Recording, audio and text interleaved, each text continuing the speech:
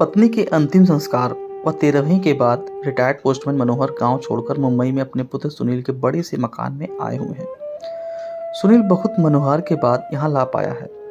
यद्यपि वह पहले भी कई प्रयास कर चुका था, किंतु माँ ही बाबूजी को यह कहकर रोक देती थी कि कहाँ वहाँ बेटी बहू की जिंदगी में दखल देने चलेंगे, यही ठीक है।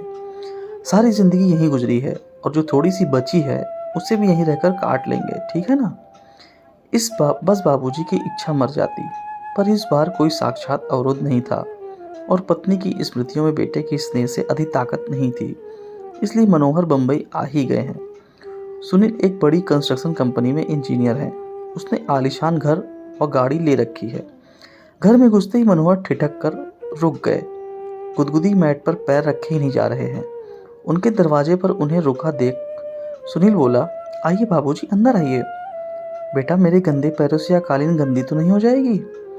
बाबूजी, आप उसकी चिंता ना करें, आइए यहाँ सोफे पर बैठ जाइए।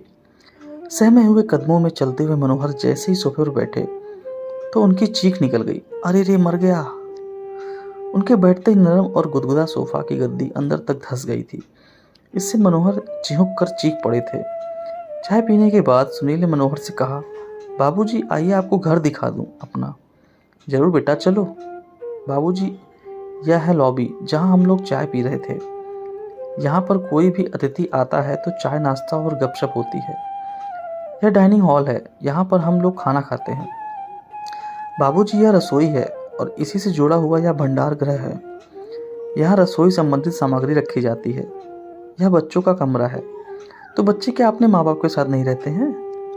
बाबूजी, यह शहर है और शहरों में मुंबई है। यहाँ बच्चे को जन्म से ही अकेले सोने की आदत डालनी पड़ती है। माँ तो बस समय समय पर उसे दूध पिला देती है और उसके शेष कार्य आया कर जाती है। थोड़ा ठहरकर सुनील ने आगे कहा, बाबूजी, यह आपकी बहू और मेरे सोने का कमरा है और इस कोने में यह गेस्ट रूम है। कोई अतिथि आ जाए तो यहीं ठहरता है। यह छोटा सा कमरा पालतू जानवरों के लिए है। कभी कोई कुत्ता आदि पाला गया तो उसके लिए व्यवस्था कर रखी है। सीढ़ियाँ चढ़कर ऊपर पहुँचे, सुनील ने लंबी चौड़ी छत के एक कोने में बने एक टीन की छत वाले कमरे को खोलकर दिखाते हुए कहा, बाबूजी, यह है घर का कबाड़ खाना। घर की सब टूटी फूटी और बेकार वस्तुएं यहीं पर एकत्र की जाती हैं और दिवाली होली पर इसकी सफाई कर दी जाती है। ऊपर ही एक बाथरूम और टॉयलेट भी बना हुआ है। मनोहर ने देखा कि इसी कबाड़ खाने के अंदर एक फोल्डिंग चारपाई पर बिस्तर लगा हुआ है और उसी पर उनका झोला रखा हुआ है। मनोहर ने पलटकर सुनील की तरफ देखा, किंतु वह उन्हें वहां अकेला छोड़ सरपट नीचे जा चुका था।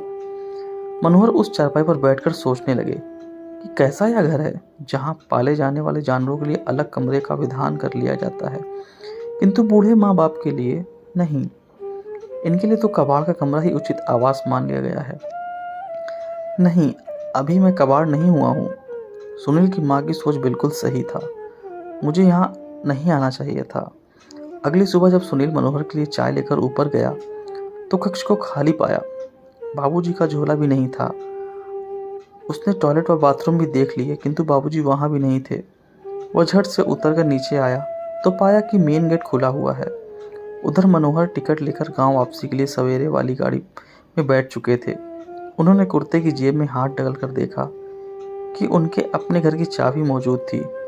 उन्होंने उसे कसकर मुट्ठी में पकड़ लिया। चलती हुई गाड़ी में उनके चेहरे को छू रही हवा उनके इस निर्णय को और मजबूत बना रही थी और घर पहुंचकर चैन की सांस ली। शिक्षा। दोस्तों, जीवन में अपने बुजुर्ग माता पिता का उसी प्रकार ध्यान रखें जिस प्रकार माता पिता बचपन में आपका ध्यान रखते हैं, क्योंकि एक उम्र के बाद बचपन फिर से लौट आता है। इसलिए उस पड़ाव पर व्यस्त जिंदगी में से समय निकाल कर उन्हें भी थोड़ा समय दीजिए, अच्छा लगेगा। सदैव प्रसन्न रहिए, जो प्राप्त है पर्याप्त है। दोस्तों, उम्मीद करता हूँ यह भावुक कहानी आपको पसंद आई और पसंद आए वीडियो को लाइक करें, शेयर करें और चैनल पर नए हो तो चैनल को सब्सक्राइब करना ना भूलें। धन्यवाद।